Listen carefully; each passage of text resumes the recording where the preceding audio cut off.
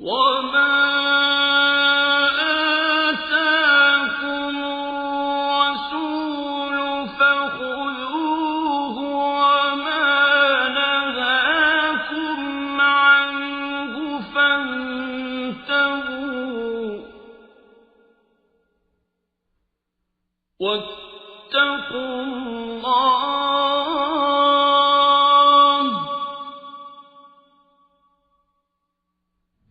أعوذ بالله من الشيطان الرجيم بسم الله الرحمن الرحيم الحمد لله الذي أنزل على عبده الكتاب ولم يجعل له عوجا وصل اللهم على سيدنا محمد وعلى آله وصحبه ومن تبعهم بإحسان إلى يوم الدين ثم أما بعد السلام عليكم ورحمة الله وبركاته. Bugün biz Allah Subhanahu ve Taala'nın fazli ve muvaffaq qilishi bilan Sur Hujurat'ın 2. ayetininki mazmuni haqida to'xtalamiz.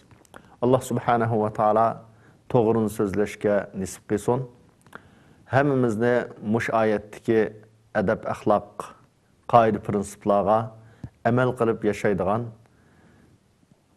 büyük, yaxshi musulmonlardan qilsin.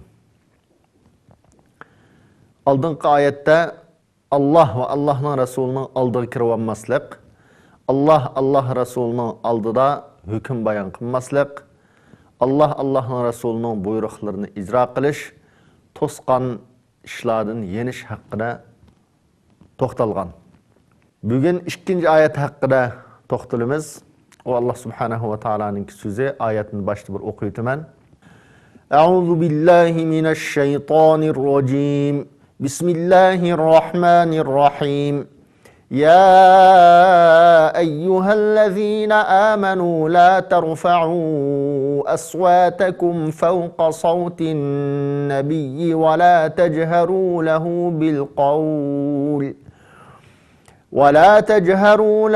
بالقول كجهر بعضكم لبعض أن تحبط أعمالكم وأنتم لا تشعرون. Bu ayetin 1. ayetki o'xshashlam iman aytgan müminlarni chaqirish bilan boshlanadi. Iman aytgan müminlar, sizlar o'zingizning ovozingizni Payg'ambar alayhissalomning ovozidan yuqori ko'tarmanglar. Yani Resulullah'ın ovozidan yuqori ko'tarib etmay, Rasulullah sallallahu alayhi ve sellem'nin ovozidan tuvan ovozda gap qilinglar. Bu birinci ma'nosi la tajharu lahu bil qawl deganninki. İkinci bir ma'nosi mufassirlar degan. O Rasulullah sallallahu alayhi ve sellem'ni ismi bilan chaqamanglar. Masalan ya Muhammad, ya Ahmad deb Resulullah'ın sübtini qo'shmay turib, Resulullah'ın ismi bilan chaqamanglar degan bo'ldi degan mufassirlar. Xuddi sizlar o'zaro bir-biringizga gap qilgandek, bir-biringizga vaqirab, yuqori ovozda gaplashgandek, Payg'ambar sallallohu alayhi va sallamga bundaq yuqori ovozda gap qilmanglar. Bundaq gap qilmaslikdagi buningdan hazar aylashdiki asosiy sabab illat nima desa, mushunda qilib qolsanglar, sizning amallaringlarningki, yaxshi ishlaringlarningki beka bo'lib ketish xavfi bor. Beka bo'lib ketish ehtimolligi bor. Amaringlar beka bo'lib ketmasligi uchun sizlar o'zingizning iymonini, yaxshi amallaringizni saqlab qolishinglar, qiyomat kuni buning mukofotiga, savobiga erishish uchun sizlar bundaq Resulullah'ın ovozini yuqori ovoz deb qilmanglar. Payg'ambar alayhissalomni sübtini qo'shmay turib, ismi bilan ya Muhammad deb qo'pollik bilan chaqamanglar. Sizlar amalingning beka bo'lib ketganligini, savobdan quruq qolganligini his qilmay qilib qolishinglar mumkin deb bayon qilgan. Bu oyatning qisqacha mazmuni shu. Demek, mush ayet tushgandan keyin biz sahabalarning hayotiga qaraydigan bo'lsak, bular bu oyatga ajoyib amal qilgan. Mush ayet tushgandan keyin Abu Bakr Siddiq radhiyallohu anhu Vallahi allazi anzala alayka al-kitaba ya Rasulullah ana la ukallimuka illa ka akhis sirar. O'zlariga mush Qur'oni Karimni tushirgan Alloh subhanahu va taolo bilan qasam qilamanki, ya Rasululloh, men sizga xuddi bir odamning qulug'iga kusildab gap qilgandek mushundaq bo'sh gap qilaman deb Abu Bakr Siddiq radhiyallohu anhu payg'ambar alayhissalomga mushundaq degan. Umar radhiyallohu anhu mush oyat tushgandan keyin payg'ambar alayhissalomga gap qilib Rasululloh gapini anglatmaydi, hatta yastafhimahu deydi hadisda. Payg'ambar alayhissalom voy nim dedan deb qayta bir Rasululloh anglayolmay qilgan gapni qayta nima deding deb so'rasa, uningdan keyin sal yuqori ovozda mushunda gap qildigan, mushunda darajaga tushgan deydi. Yani mushundaq Rasulullohning ovozini yuqori gap ovozda gap qilib qolsak, aminimiz bekavib ketirgan deb shu katta sahobalar cho mushunda ansirgan. Ashunda bo'sh gap qildigan bo'lgan. Yani bir hadisda Qays deb ansorilardan bo'lgan bir kishi vate. Bu kishi bu İmam Buxoriyda mı boshqa hadis kitoblarida mı bu vaqalik. Payg'ambar alayhissalom mush oyat tushgandan keyin bu kishi Rasulullohning yoniga kelmay, uydan chiqmay o'ltirib olgan. Bir mazgil o'tgandan keyin Rasululloh bu odam nima ketgando deb Rasululloh sig'inib qilib Payg'ambar alayhissalom o'zining sahobalaridan kim yo'qolib ketib qolsa, uning ahvolini so'raydi, paloni qani deb. Sa'd ibn Muaz bilan radhiyallohu anhu bilan qo'shni ekan bu kishi. Shuning bilan voy bu Shammas yo'qolib ketdi-ku, nima ish bo'lgando degandan keyin voy men nima ish bo'lganligini bir uqib kelay o'zlariga. Berib men so'rab baqay. Deb bu ishning uyga borgan dedi. Borgandan keyin bu kishi qarshi ishkini taqab o'ltagan. Ondan menda Rasulullohning yonidan adam kelibdi degandan keyin ko'rishib, voy nimada Rasulullohning yoniga bormaysiz? Bu yo'qolib ketdingiz-ku. Payg'ambar alayhissalom sizni so'rdi, seg'inib qopdi, sizni izlab qoldi degandan keyin Payg'ambar alayhissalomga mushunda Rasulullohning ovozini yuqori ovoz ko'tarmanglar deb oyat tushdi. Men Payg'ambar alayhissalomdan ovozimni yuqori qilib gap qildim. Ovozim bek chiqadigan odamda. Shuning bilan men amalim bekavib ketibdi, iymonim bekavib ketibdi, men davzax ahlidan kelman deb mushuni g'am qilib shu uyda o'ltirdim deb javob bergan. Demak bu sahoba hatto mush buyruq tushishdan burun, aslida bu buyruq tushgandan keyin amal qilsa bo'ladi. Darhol o'zining burungi ahvolini o'ylab, men Rasulullohdan yuqori ovozda gap qilib emasmi? Voy isat deb mushundaq pushmon qilgan. Pushmon qilgandan keyin bu ahvolni Sa'd ibn Muazga yetkazgandan keyin Sa'd ibn Muaz payg'ambar alayhissalomning yoniga berib, "Ya Rasululloh, bu odam mushunda deydi." Shu sababdan, ya'ni Rasulullohning yoniga kelmaslik sababi o'zini davzax ahlidan deb qarab, amalim bekavib ketibdi deb qarab, shun kelmabdi degandan keyin payg'ambar alayhissalom bu kishiga shu alohida bir bishorat bergan. Voy u odam ularning qatoridan emas. O adam yaishu hamidan va yamutu shahidan. Shundaq kishilarning hurmatiga erishib, maqtishiga erishib, go'zal yaxshi yashaydi, shahid bo'lib o'ladi deb mushundaq degan payg'ambar alayhissalom. Sa'd ibn Muaz deydi, biz Qaysni ko'rdik, ko'rib jannat ahlidan bir odamni ko'z oldimizda ko'ryapmiz deb lazzatlanib to'xtaydi. Ya'ni jannat ahlidan ma odam deb payg'ambar alayhissalom bishorat bergan. Nima uchun bu odamning Rasulullohning ovozidan yuqori ovozda gap qilib saptikanma, voy isit deb o'zininki odatda boshqa hadislarda, sunan kitoblarida bu odamning quloq gasi deb bor. Ya'ni quloq gas odam odatda ko'pincha odatda yuqoriroq ovozda gap qiladigan bo'ladi. Rasulullohga bo'lgan hurmat, Rasulullohga bo'lgan muhabbatninki sababidan payg'ambar alayhissalom bu odam hayot vaqtidalamcho jannat ahlidan deb guvohlik beribdi ekan qarindoshlar. Amaliyotda bu odam keyin Yamama urushi, Yamama kunisi deb, ya'ni Musaylab ibn Kazzab bilan urushgan zamonda Abu Bakr Siddiq radhiyallohu anhuning zamonida shu yerda botirlarcha urush qilib kofirlar bilan, shu murtatlar bilan shu jang maydonida shahid bo'lib ketdi.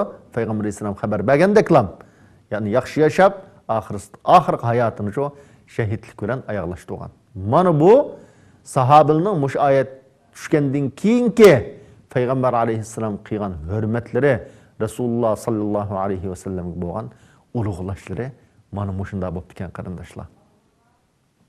Bugun shu hamda biz qanday qilishimiz kerak? Biz qanday qilishimiz kerak?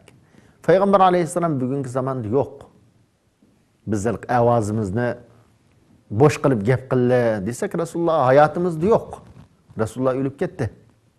Bugungi zamonda qanday muomala qilish kerak degan vaqtda bu haqda Qadi Abu Bakr ibn Arabiy rahimahulloh katta olimlarning biri bu kishining bir so'zi bor ekan qarindoshlar. Buni biz hamma musulmonlar, Uyg'ur musulmonlari alohida diqqat bilan quloq solaylik, alohida diqqat bilan anglaylik. Bu kishi shunday deydi: Hurmatun Nabiy sallallohu alayhi va sallam maytan ka hurmatihi hayyan. Wa kalamuhu al-ma'thur fi ar-riq'ati mithla kalamihi al-masmu'i min lafzihi. Fa idha quri'a kalamuhu yajibu ala kulli wahidin an yastami'a ilayhi wa an la ya'rida anhu. Peygamber aleyhisselam'ninki hürmeti, ulug'ligi, kattligi Rasululloh sallallohu alayhi va sallam o'lib ketgandan keyinmi hayot vaqtidagi o'xshash dedi. Hayot vaqtida sahobalar qandoq ulug'lagan, qandoq hurmatlagan bo'lsa, shu bo'yicha mu'min musulmonlar cho hurmatlash kerak. Peygamber aleyhisselam'ninki kitaplarga yozilgan so'zlarining hurmati, yani hadislar demakchi, Peygamber aleyhisselam'ning kitaplarga yozilgan so'zlarining hurmati xuddi Rasulullah'ның ağızdan chiqqan labzining hurmatiga o'xshash dedi. Shu bo'yicha muomala qilish kerak. Har qanday bir so'rinda Peygamber aleyhisselam'ning hadisi o'qiladi ekan, bu so'rinda hamma odam Rasulullah'ның hadisiga umumiy vujudi bilan diqqat qilib anglash kerak. Shu turib anglash kerak. Rasululloh sallallohu alayhi va sallamning so'zlaridan yuz o'rib, o yan bu yanga başqa ishlar bilan mashg'ul bo'lmaslik kerak deb bu so'zni qildi. İmam Qurtubi rahimahulloh bu so'zni tafsir Qurtubida bayon qildi qarindoshlar. Mana bu bizning olimlarimizninki Peygamber sallallohu alayhi va sallamga bo'lgan hurmati, Peygamber aleyhisselamga bo'lgan ulug'lashning qandoq bo'lganligini ummatga tushundirishi, bayon qilishi. Mana buningdan biz bugungi kunda Peygamber aleyhisselam'ninki hadislariga qandoq muomala qilishimiz kerak? Hatta mushu oyatning o'zidan ahlilimlar Peygamber aleyhisselam'ning mastig bo'lgan vaqtda qabrisining tuyida yuqori ovozda gap qilmaslikninki lozimligi, yuqori ovozda gap qilsa bo'lmaydi deganlikni mush oyatdan burungi salaf olimlar mush hukmni olgan qarindoshlar. Shuning uchun biz bugungi kunda alohida diqqat qilishimiz kerak. Alohida diqqat qilishimiz kerak. Peygamber aleyhisselam'ninki hadislarini agar har qanday bir odam Peygamber aleyhisselam'ning hadisini, bu hadisning sahihligi isbotlangan bütün olimlar, hadis olimlari buni sahih degan hadisni bo'lib turib buni inkor qilsa yoki buni zanglig'atsa, olimlar buni kufrlik degan qarindoshlar. Biz Peygamber aleyhisselam'ning hadisiga sal qaraydigan, Peygamber aleyhisselam'ning so'zlariga sal qaraydigan, ona amal qilmaydigan, amal qilmaslikka tashviq qildigan bundaq yo'ldan yanayli. Allah'dan qo'rqayli. Bu dunyoda hayotimiz keta, lekin ozg'in vaqtda har qanday inson o'ladi. O'lgandan keyin Alloh subhanahu va taolo qiyomat kuni bizga qul abillahi va ayatihi va rasulihi kuntum tastahzi'un desa biz nima deymiz shu chaqda? Bu aslida Makka mushriklarga, shu chaqda Rasulullohga ishonmaganlarga haqqida tushgan oyat. Bular nima qilgan desa, "Wala in sa'altahum la yaqulunna innama kunna nakhudu wa nal'ab. Qul abillahi wa ayatihi wa rasulihi kuntum tastahzi'un. La ta'taziru qad kafartum ba'da imanikum. Allah'ın Resulünü sır zanlık etemsizler. Yani Resulünü zanlık etkenlik degenlik hazır kandak bir adam Peygamber aleyhisselam'ın hadisinin sahihligine hadis alimleri ma hadis sahih hadis degen bolsa muşunu zanlık etişinin üze Resulullah'ın sözüne Resulullah'ın zanlık etken bilen beraber kardeşler. Şunun üçün Allah'ı tövbe kılaylı, Allah'dan korkaylı. Peygamber aleyhisselam'ın yaxşı gördiğen bolsak, Resulullah'ın ümmeti men deydiğen bolsak, Resulullah'ın sözüge bolgan hürmetimiz, Resulullah'ın yüzüge bolgan hürmetimiz kanda olsa şu boyunca buluş gerek.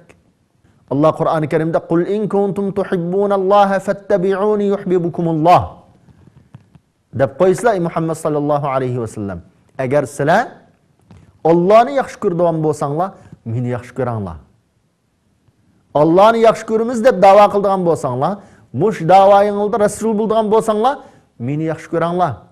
Meni yaxşı görsanglar, Allah sizlarni yaxşı gördi. Dep bu ayetni Allah subhanahu ve taala peygamberimizge vahiy qilib ummatga yetkizgan. Qandaq bir adam Allah'ını yaxşı görümen, İslam'ni yaxşı görümen dep dava qildi ekan, Peygamber aleyhisselam'ni yaxşı görüş kerak. Resulullah'ını yaxşı görümen deydi ekan, Resulullah'ın hadislerini suyaş gerek, yaxşı görüş gerek. Bu yerde bir fark var, dikkat qilish gerek. Her qandaq bir musulman Peygamber aleyhisselam'ın sünnetige ma'lum sebepler tüpeyildin. Aşının sünnet ekenligini tunup durup, itiraf qilib durup, emel kılanmaslık bu hatalık, kemçillik. Resulullah'ın sünnetiga emel kılanmaslıkның özü. Eğer özür sonmay qilib qalsa. Lekin bunu itiraf qiladi. Bu adam bilen Resulullah'ın sünnetini men tunumayman, itiraf qilmayman. Bu sünnet degen mancha yildan keyin yozilgan tursa, qandami bizga bunda mushunchalar jiq sünnet, jiq hadislar yetib kelsin. Buning jiqi to'qilma, o'chi bo'chi deb Resulullah'ın sözünü inkar qilish bilan, inkar qilgan adam bilan Resulullah'ın sünnetiga emel qilmagan adam o'tirsida osmon zamin farq bor qarindoshlar. Osmon zamin farq bor. Buni biz diqqat qilaylik. Har qandaq bir adam emel qilmasa bo'lsa, emel qilmagan bo'lsa, uni tunib turib, e'tirof qilib turib, Allah subhanahu va taologa tavba qilsa, hatto tavba qilmagan taqdirdimi o'zining o'zrisini bayon qilsa, Allah subhanahu va taolo uni o'tibdi, kechiruvdi, afu qilibdi. Lekin Resulullah'ın hadisinin sahihligini bilib turib, hadis alimlari sahih degan tursa, uningdan keyin yana uni men tunumaydim, e'tirof qilmaydim, aqlimga tushmadi bu. Bu deb inkar qilishning o'zi agar bilib turib qilgan bo'lsa, bu kufrlik bu. Mush qul abillahi va ayatihi va rasulihi kuntum tastahzi'un degan oyatning hukmidan olimlar mush hukmni olgan. Resulullah'ın sünnetini, sahih sünnetni, sahih yo'l bilan bizga kelgan sünnetni bilib turib inkar qilsa bu kufrlik degan qarindoshlar. Shunga biz Allohga tavba qilaylik. Peygamber aleyhisselamni yaxshi ko'radigan bo'lsak, darhol Resulullah'ın sünnetiga qaytaylik. Har qandığımız bo'lsak. Yana bir ayet Allah subhanahu wa taala "Men yuti'ir rasula faqad ata'allah" dawassa. Peygamber aleyhisselamga boysunganlıkның üze, boysunganlık Allah'a boysunganlık davadır. "Ve ma ataakumur rasulu fakhuzuhu ve ma nahakum anhu fantahu" davadır. Peygamber aleyhisselam sizlarga elib kelgan hidayetga sizlar ergishinglar. Buning uchun eslanglar. Rasululloh sizlarni nimadan to'sgan bo'lsa, uningdan yeninglar davatir qarindoshlar. Shuning uchun biz Uyg'ur musulmonlari azaldan tatib mushundaq Peygamber aleyhisselamni joyida tunib, iman islomimizni joyida tunib, Qur'oni Karimni joyida tunib, Resulullah'ın sünnetini joyida tunib, hadisni joyida tunib kelgan bir musulmon. İnşallah. Bugungi kunda bu yangi qalaymiqon, yangi bir mazhab, yangi bir qarash, xato idealni mayli g'arazlik yoki g'arazsiz ma Uyg'ur xalqining ichida Uyg'ur musulmonlarininki hayotiga buni tarqitishdan hazar aylaylik. Bu Allohdan qo'rqaylik qarindoshlar. Hozir biz uchrayotgan zulm, biz uchrayotgan xafalik yeta. Yani biz yangidan bir Uyg'ur musulmonlarini buyuradigan, Uyg'ur musulmonlarining ichiga qalaymiqan fikrini akirdigan bundaq bir xato yo'lda menib nimaga erishmoqchi? Nimaga erishmoqchi? İnşallah bizning ishonchimiz bor. Allah Qur'oni Karimda inna nahnu nazzalna zikra va inna lahu lahafizun. Qur'oni Karimni biz shu Qur'oni Karimni qo'g'daymiz degan. Shu Qur'onning qo'g'dilinishi, Qur'oni Karimning hukmlarining aniq qilib qolishi uchun sunnat qilib qoladi. Chunki sunnat shu Qur'onning bayoni. Va anzalna ilayka zikra litubayyana lin-nasi ma nuzila ilayhim. Ashunda bo'lgandan keyin buning ishonchimiz bor. Lekin bu qalaymiqan fikircho, mushundaq bugunkidek inchik vaziyatda yashayotgan bizlarga nisbatan nurg'un ushaqcha gap paydo qildi. Bizning asosli kurash, asosli nishonimizdan zulm qarashtirish, zolim qarashtirishdan iborat bu nishonimizdan boshqa tarafgacha bizni burib yutadi. Buning o'rniga biz bu ishlarga vaqtimizni sarf qilib, masalan, bunda ziddiyatlarga bu xapliqni tugutimiz deb. Bihuda, masalan, nurg'un avarchilik, sabab bo'g'ichilik Allohdan qo'rqib, Uyg'ur musulmonlar qanday bo'lgan bo'lsa, Qur'on sunnatga bo'lgan hurmatimiz, amal qilishga bo'lgan tirishchanligimiz shu pit qilib qolsa bizga nima ziyni bor? Buning foyda va bizga ziyon yo'q. Bu shunday yangi qalaymiqan fikrni bizdek bir her tarafdan sıkılayotgan bir millet işini paydo qilishning o'zi ma milletga, ma Uyg'ur musulmonlari qilingan cho'ng bir xiyonat. Buni obdan eslaylik qarindoshlar. Buni obdan eslaylik hammamiz. O'zimizning do'stlariga yetkazaylik. Bunda qalaymiqan iddia, qalaymiqan fikr, qalaymiqan tushunchaning bizning hayotimizga kirib qolishdan hazar eylaylik. Ogohlantiraylik. Bu har bir musulmonning burchi. Biz Rasulullah'ni yaxshi ko'rishda alohida diqqat qiladigan ikki nuqta bor. Birisi Payg'ambar alayhissalomni zoniga etib turib, masxara qilib turib muomala qilishning o'zi Payg'ambar alayhissalomni Rasulullah'ni ya so'zini yuqori degandek bu kufrlik. Ma dinda murtad bo'lganlik bu. Zoniga etib ko'zga ilmaslik nazar bilan qarash. Meyli Allah'a, ya Allah'ın Resulü'ne, ya Allah'ın ki kelamı Kur'an-ı Kerim, ya ki Peygamber Aleyhisselam'ın sahih yolu bilen kâgen, hadislerin zanı yetişinin özü, bu küfürlük. İkinci nokta, biz Resulullah bilen muamele kıygan vakitte, Allah'ın ilahlık, bizim ferveydigarımızlıktan ibaret bu sübetlerini tunugan asasta. Peygamber Aleyhisselam'ın Allah'ın bendisi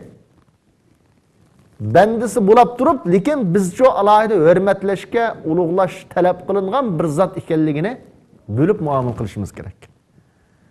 Rasulullohni ulug'ladik yoki hurmatladik deb ilohlik darajasiga ko'tarib, Allohdan so'radigan tilaklarimizni, duolarimizni Rasululloh qilish harom, qat'iy to'g'ri emas. Agar bo'lib turib qanday bir odam Allohdan so'raydigan narsani Rasulullohdan so'rasa, Madindan chiqib ketib qoldi. Allohdan ilohlik sifati bilan bizning farvoydigorimizlik sifati bilan Allohdan so'raydiganni Allohdan so'raymiz. Har qanday tilak duolarimizni Allohga deymiz. Allohga yalvaramiz, Allohdan yordam tilaymiz. Payg'ambar alayhissalomni shu Allohning bandisi, Allohning elchisi deb tanıymiz. Mana bu bizning e'tiqodimiz. Bununla alohida diqqat qilish kerak. Allah subhanahu va taala hammalardan razı olsun.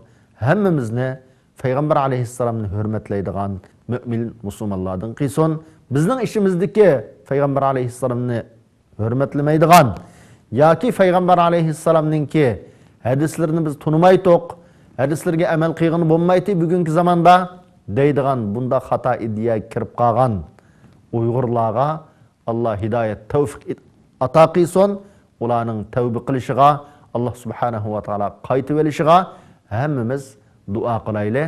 Allah subhanahu va taala ularning qalbini, ummatning g'amini yeydigan, bugungi Uyg'ur musulmonlari duch kelayotgan bu xapliqni tushundigan, bu millatni yana bir qalaymiqan yo'lga burab, tirishchanliklarini, bu millatning hayotini, kundalik tirishchanliklarini behuda sarf qilishga, sabab bo'lishga Allah ularni nisib qilmasin.